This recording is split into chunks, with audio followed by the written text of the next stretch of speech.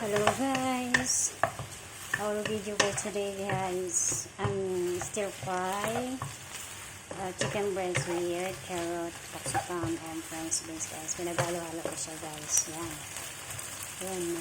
Parang tangin ng kulay kasi ito halo ko na ng chicken ko guys. Ito guys, ito ang buhay ko.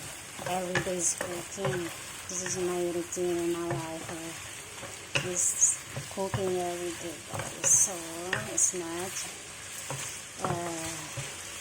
easy my living in the world. Trabaho ko pa lahat guys, so hindi lang pagluluto guys. So kailangan pag magpunta ka ng abroad, may dala-dala kang maraming kalakasan, good health.